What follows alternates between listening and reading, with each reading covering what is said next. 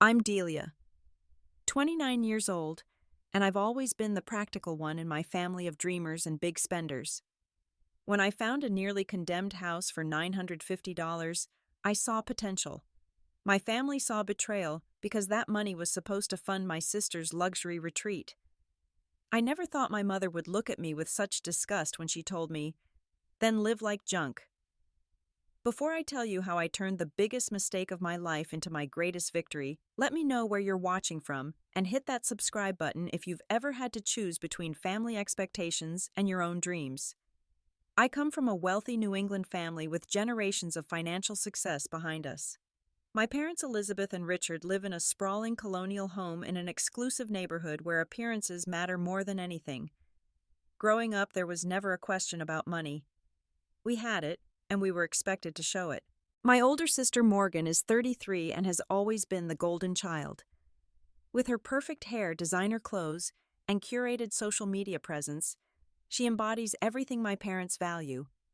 After college, she built a career as a lifestyle influencer, posting about luxury products and exclusive experiences. My parents proudly share her content, beaming with pride at every sponsored post and follower milestone. Then there's me. I studied accounting, a decision my mother called so pedestrian when I announced it at dinner my senior year of high school.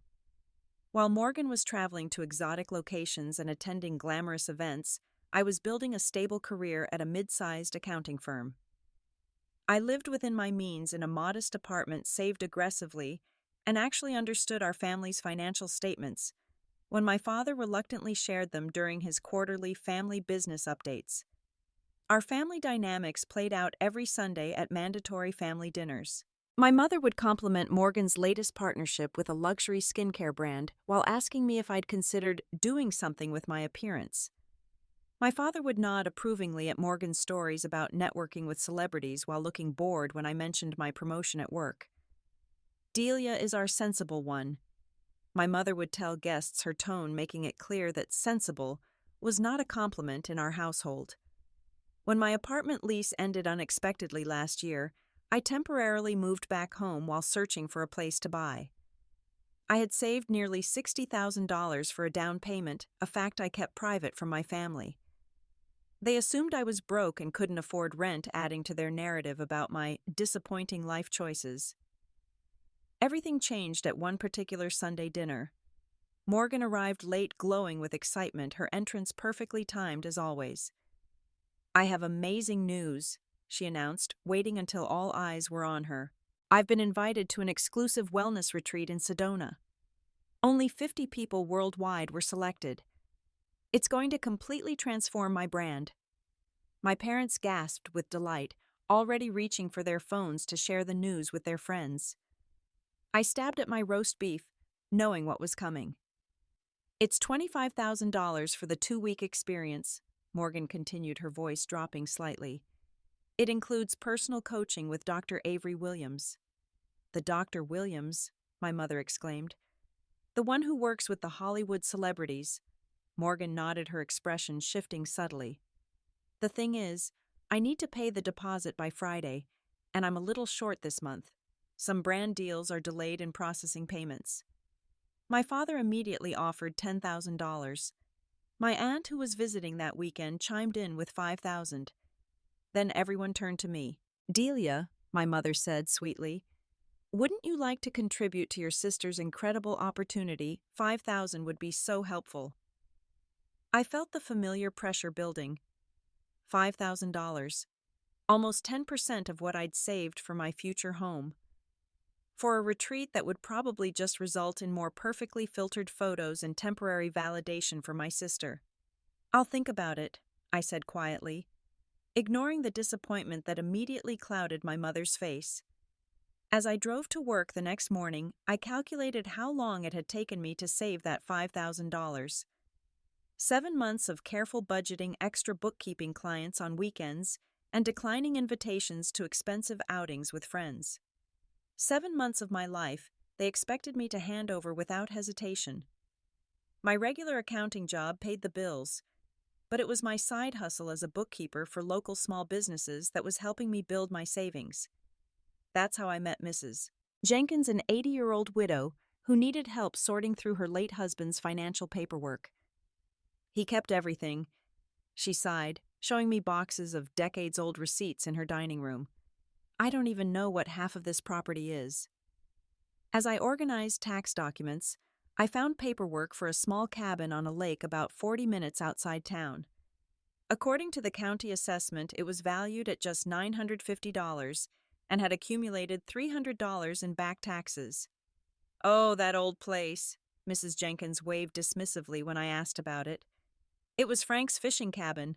We haven't been there in 20 years. It's probably fallen apart by now." "Are you planning to sell it?" I asked, trying to sound casual. "Honestly, I just want it off my hands. The taxes are a nuisance, and I can't manage another property at my age." That night, I couldn't stop thinking about the cabin. $950 for any property seemed impossible. There had to be a catch. The next day, after finishing work, I drove out to find it. The dirt road was almost invisible, overgrown with weeds and branches that scratched against my car. When I finally found the address, my heart sank. The cabin was barely standing, a small wooden structure with a partially collapsed roof, broken windows, and a porch that sagged dramatically to one side. But something made me get out of the car. The property sat on just under half an acre, but it had lake access and a view that took my breath away. The sun was setting over the water, painting everything gold and pink. Despite the dilapidation, I could see the potential. I took dozens of photos and spent the entire night researching. The zoning allowed for residential use. The structure was small, about 700 square feet, but the foundation seemed intact from what I could tell. I estimated renovation costs, consulted online forums about DIY repairs, and looked up comparable properties in the area. By morning, I had created a detailed spreadsheet. Even with extensive renovations, I could potentially turn this $950 investment into a property worth at least 15 times that amount. It was risky, but it was also an opportunity. I called my best friend Taylor at 6 a.m. "You want to buy a condemned building instead of helping your sister go to some fancy spa?" she asked after I explained everything. "It's not condemned officially," I clarified, "just severely neglected. And you're choosing this over family peace." $5,000, Taylor. That's what they want me to give for a retreat that will change nothing. But $950 could change everything for me. There was a long pause before Taylor responded. "You know they're going to lose their minds, right?" "Yes," I said quietly. "But this is what you really want. It's the first thing I've wanted for myself in a long time." The next day, I met with Mrs. Jenkins and offered to buy the property, explaining honestly my plans to renovate it slowly. She seemed relieved and almost apologetic about the condition. "Frank would like knowing someone's going to fix it up," she said as we signed the simple bill of sale. "He loved that view." 3 days later, I held the deed in my hands, officially owning my first home. My first property had cost less than the designer purse my mother had given Morgan for her birthday last year. Sunday dinner arrived and my stomach was in knots. I had rehearsed what to say, how to explain my decision rationally. My parents appreciated business sense after all. Surely they would understand the investment potential. Morgan arrived late as usual, immediately launching into details about her retreat preparations. "They sent a welcome package with organic supplements to start taking now," she gushed, showing everyone the expensive-looking box. "Did you secure your contribution, Delia?" my mother asked pointedly during the first course. "Morgan needs to finalize her payment this week." I took a deep breath. Actually, I've made a different financial decision. I bought a property. The table fell silent. My father set down his wine glass. "You what?" my mother asked, clearly confused. "I purchased a small cabin by Lakeview. It needs work, but the investment potential is significant." "How wonderful," my aunt said, always the peacemaker. "Your first property. How much did it cost?" The moment of truth. $950. Morgan choked on her water. "Is that a joke?" "Nothing costs $950. It's in very rough condition," I explained, pulling out my phone to show photos. "But the location is excellent and the structure is salvageable." My mother didn't even look at my phone. Her face had transformed into a mask of disgust. You bought junk instead of helping your sister. It's not junk, I said defensively. It's an investment. With some work, it could be worth $15,000 to $20,000 easily. We asked you for $5,000 for something important to this family. My father said, his voice dangerously quiet. And instead you spend money on some dilapidated shack. I spent less than $1,000, I pointed out. And it's my money. Morgan's eyes filled with tears. I need this retreat, Delia. My followers expect this level of content. Some of my brand partnerships are already questioning my influence metrics. This could be the thing that takes me to the next level. So get a loan, I suggested, or sell some of your designer bags. The table erupted. My mother stood up, her napkin falling to the floor. How dare you suggest your sister compromise her image? This family has a reputation. We don't buy garbage properties, and we certainly don't suggest selling personal items for business expenses. But it's okay for me to liquidate my savings, I asked. Your sister is building something important, my father interjected. What exactly are you building, Delia? A tetanus factory. The argument escalated from there. Years of resentment bubbled to the surface. Morgan accused me of sabotaging her career out of jealousy. My father questioned my business judgment. But it was my mother's words that cut deepest. If you want to live like junk, then go ahead, she said, her voice ice cold. But don't expect to do it under our roof.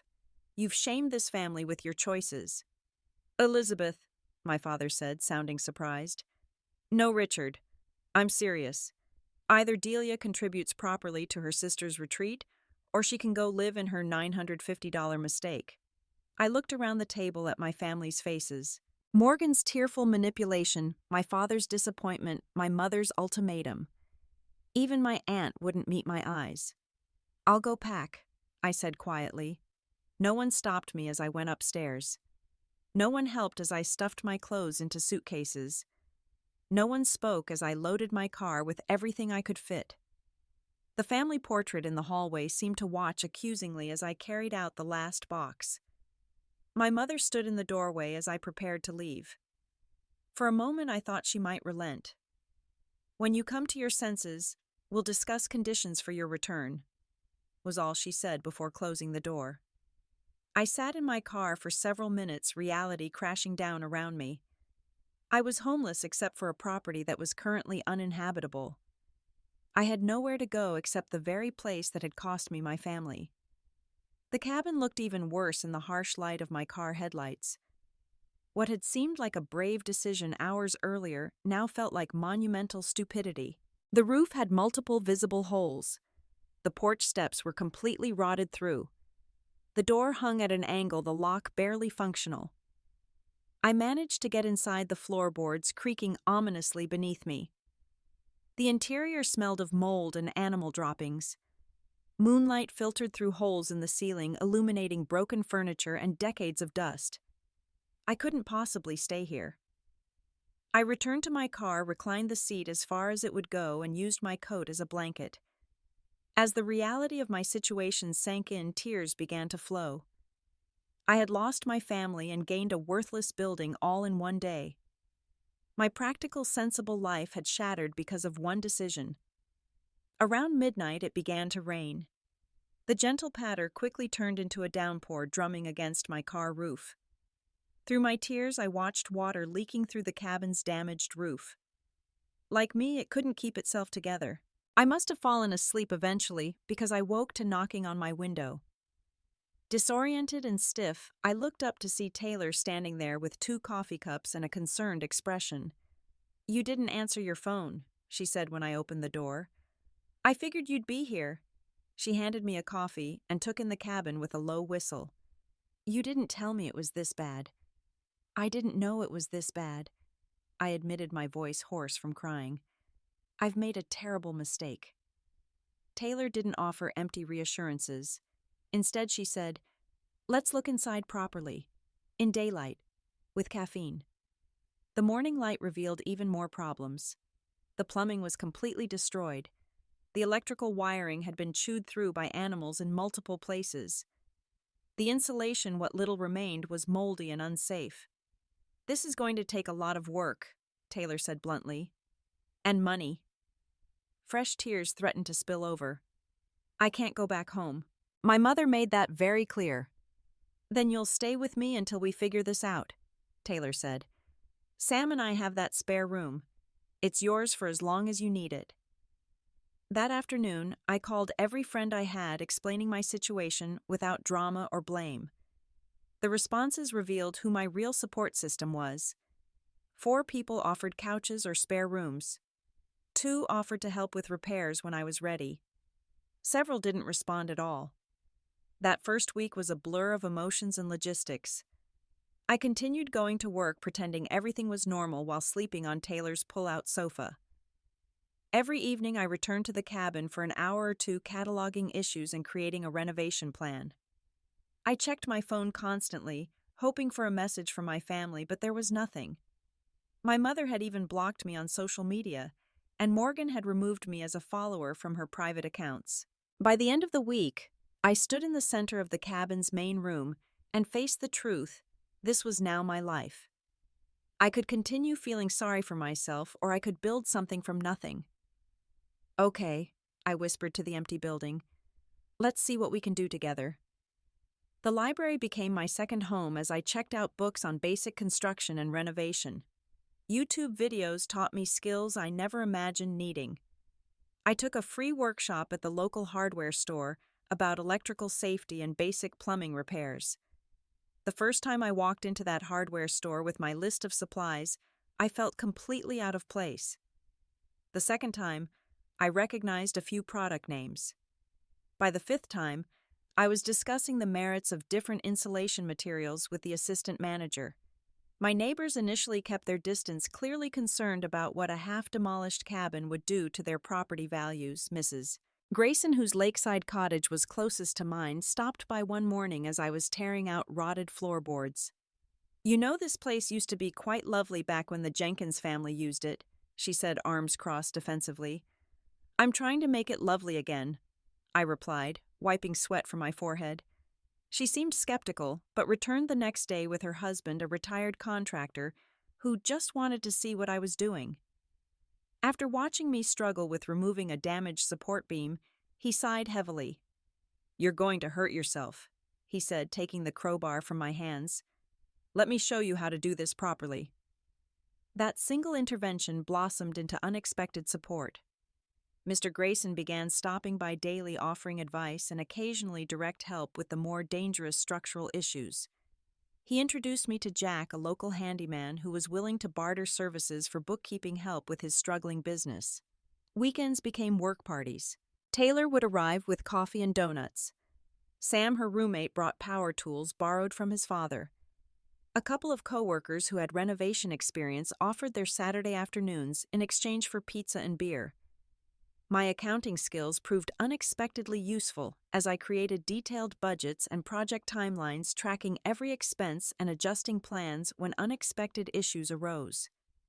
And there were many unexpected issues. The first major victory came 3 weeks in when we finally had a functioning bathroom. The cheer that went up when the toilet flushed properly brought tears to my eyes. Something so simple had never felt so monumental. Room by room, the cabin began to transform. The kitchen came next with salvaged cabinets from a remodeling job Jack had worked on. The main living space got new windows donated by a client whose business I had helped save from an IRS audit. The bedroom became my focus for creating one truly comfortable space where I could eventually sleep. I documented everything with before and after photos, partly to remind myself of progress when things felt overwhelming, and partly because I still couldn't quite believe I was doing this. When the building inspector came for the first official assessment, I held my breath, certain he would condemn the place entirely. Instead, he walked through with increasing interest. "You've done more with this place in 6 weeks than most people do with new construction in 6 months, he said, making notes. "There's still plenty to address, but you're on the right track." He became another unexpected resource, pointing out code requirements before they became problems and suggesting affordable solutions. 6 months into the project, the cabin was technically livable. The roof no longer leaked. The floors no longer threatened to collapse. There was reliable electricity and running water. The walls were insulated and covered with inexpensive but clean drywall. It was far from perfect, with mismatched fixtures and furniture collected from thrift stores and giveaways, but it was mine. Moving out of Taylor's spare room and into my own space was another emotional milestone. That first night sleeping in the cabin, I lay awake listening to the sounds of the lake outside my new windows. Despite the financial strain and ongoing work needed, I felt a confidence I had never known before. I had built this. With help certainly, but ultimately through my own determination and work. For the first time in my life, I wasn't living in someone else's shadow or by someone else's standards. After 8 months of no contact, I spotted my sister's perfect profile picture appearing in my email notifications. The subject line read simply, "We need to talk." The message inside was vague but urgent, mentioning family matters that required discussion. I responded with my address, half expecting no follow-up. 2 days later, both my parents' luxury SUV and Morgan's convertible pulled into my newly graveled driveway. I watched from the window as they emerged, looking around with poorly disguised shock. The property was still far from matching their standards, but the transformation was undeniable. "You actually live here," my mother said when I opened the door. Not a question, but an accusation. "I do," I confirmed, stepping back to let them inside. Their eyes widened as they entered. The interior bore no resemblance to the collapsing structure of 8 months ago. Modest but clean furnishings, fresh paint, and large windows showcasing the lake view created a space that was undeniably charming. "Would you like coffee?" I offered, moving to the small but functional kitchen. "This is unexpected," my father said, running his hand along the new countertop. "You did all this yourself?" "With help from friends," I explained, watching my mother's tight expression as she noted every imperfection and budget solution. After awkward small talk, my father finally revealed the reason for their visit. "We've had some financial setbacks," he admitted. "Some investments didn't perform as expected." "Dad's being modest," Morgan interjected. "The business is in trouble. Real trouble. Several of our most important clients have moved their accounts elsewhere," my father continued, "and there were some speculative ventures that didn't pan out." I could read between the lines. Years of extravagant spending without proper financial planning had finally caught up with them. As I looked at Morgan's designer outfit and my mother's diamond earrings, I wondered if they even understood the concept of scaling back. "I see," I said carefully. "And how can I help?" The question hung in the air. My mother straightened, slipping into her familiar role of family matriarch. "Well, it seems your little project here has worked out," she said, gesturing vaguely around the room. "We thought perhaps, given your good fortune, you might be in a position to assist the family during this temporary difficulty." The audacity was breathtaking. After kicking me out, blocking all contact, and dismissing my choices, they now viewed my hard work as good fortune that should benefit them. "I'm not in a position to provide financial assistance," I said clearly. "Everything I had went into this place, but I can help review your finances and create a management plan if you'd like." My mother's face hardened. "We don't need budgeting advice from someone who lives in a renovated shed. We need actual support. That's what family does." "Is it?" I asked quietly. "Is that what you did when you told me to leave because I wouldn't fund Morgan's retreat?" My father looked uncomfortable. "That was a misunderstanding. Your mother was upset." "It wasn't a misunderstanding," I said, finding strength I didn't know I had. "It was a clear message about what you value, and it isn't me." "How dare you?" my mother began, but I continued. "I will always be your daughter and I will always love you, but I won't bankrupt myself to maintain your lifestyle. I can offer my professional skills and emotional support. I can help you learn to live within new means, but I won't give you money I don't have." My speech was met with cold silence. My father looked torn between anger and something that might have been respect. My mother stood abruptly. "We should go, Richard. Clearly Delia has forgotten what family means." They left shortly after my father, pausing briefly to look back at what I had built. There was conflict in his expression, perhaps even pride, but he turned away without another word. I thought that was the end of it until Morgan's car reappeared in my driveway the next day. Alone this time. She knocked hesitantly, looking nothing like her social media persona. Without makeup and designer clothes, she seemed younger and surprisingly vulnerable. "Can we talk?" she asked. "For real this time." Over coffee at my small kitchen table, the facade finally cracked completely. Morgan's influencer career was collapsing. Brands were cutting ties as her engagement metrics fell. The expensive retreat had yielded no meaningful connections or opportunities, and our parents' financial support was drying up as their own situation deteriorated. "I don't know how to do what you did," she admitted, gesturing to the cabin. "I don't know how to build something real." It was the first honest conversation we'd had in years, possibly ever.